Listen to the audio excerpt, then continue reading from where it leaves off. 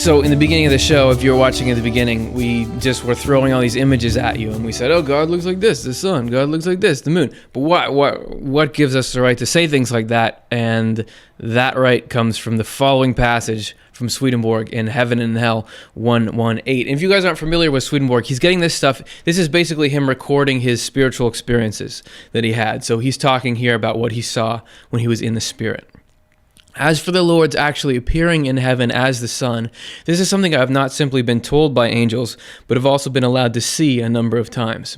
The Lord does not appear as a sun in the heavens, but high above them, and not directly overhead, but in front of angels at a middle elevation. He appears in two places, and this is where this comes from, in one for the right eye, and in another for the left, noticeably far apart. For the right eye, he looks just like a sun, with much the same fire and size as our world's sun.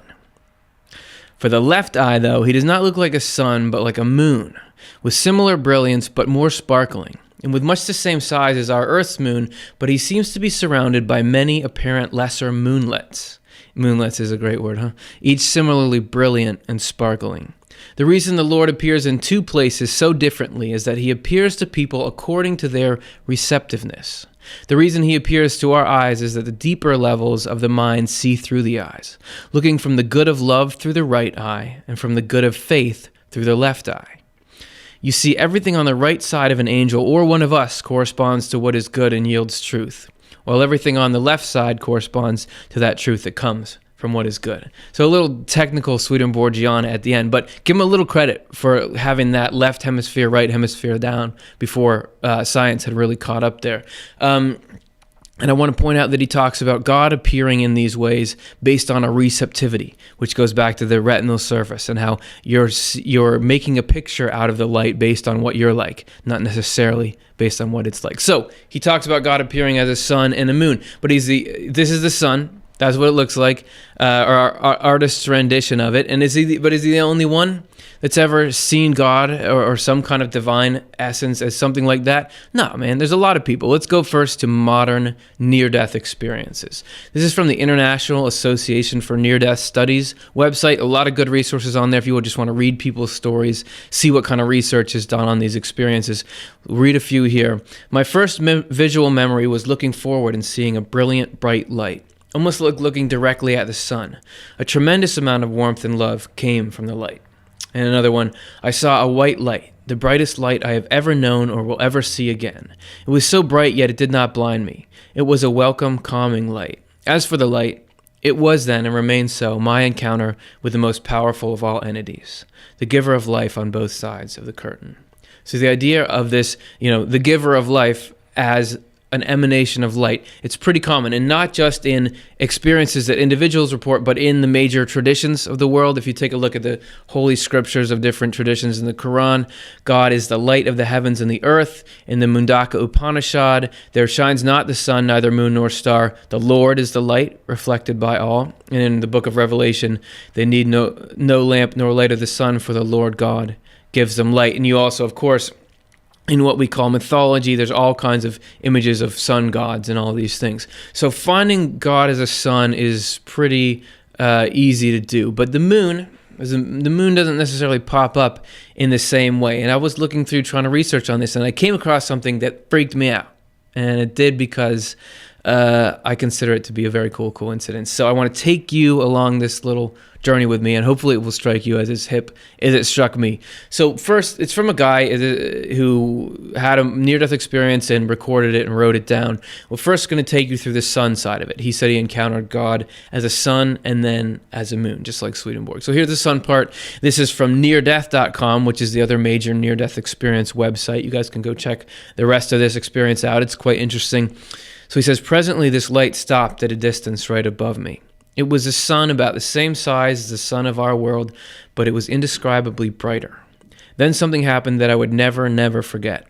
Love, pure, utter love, came pouring down on me with incredible warmth. This being of light loved me deeply, infinitely deeply, and more intensively. So I like to include that too because Swedenborg, loved the guy, but he doesn't always it's not always like that. Like love talking about how wonderful it was, at least in sort of modern terminology. So it's good to just realize these encounters aren't just like, oh, there's God. This is like a mind-blowing experience. So we have this with his son, which is cool. A lot of people have that. But the plot gets a lot thicker now.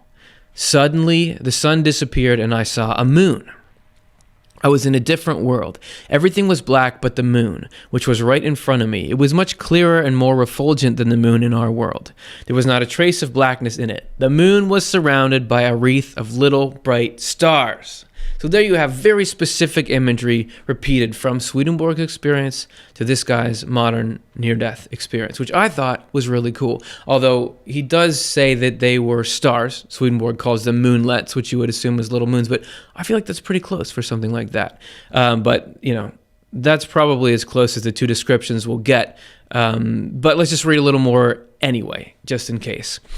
I kept staring at this shiny moon when suddenly I felt a strange sensation entering through my left eye and spreading into the deepest recesses of my brain. So bam, right there. I was joking. It does get more connected. Just like Swedenborg says the moon is associated with the left eye, this guy's saying the moon is associated with the left eye. I was wondering about the fact that I could distinctly see the moon with my left eye, that it had always been weaker than my right one. And I suddenly realized that right in front of me were all the answers to any questions we might have on Earth. I tried to pinpoint this place by looking at the left side of the moon and counting the little bright stars. So there you have, not only is there a moon, the God appearing as both the sun and the moon, but also this moon has a little ring of stars around it, and it has to do with the left eye, and it has to do with knowledge. The connection couldn't be any tighter. The only thing missing is that he said they were little stars and Swedenborg said they were little moons, but you can't ask for everything, right? Let's just finish this up. However, in doing so, I realized they were not stars, but in turn, little moons.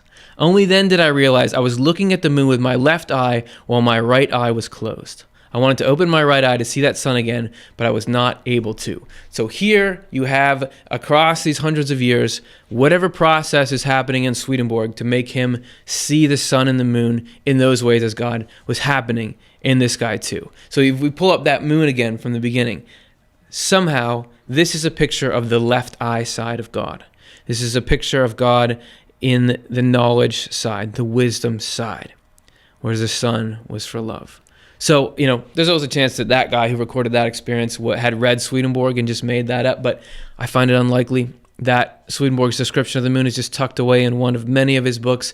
And what motivation would that guy have to make up an experience like Swedenborg's and not even link it to Swedenborg and his thing? But it's up to you to decide if that's coincidence or if fake or the real thing or whatever. Hopefully it was entertaining either way.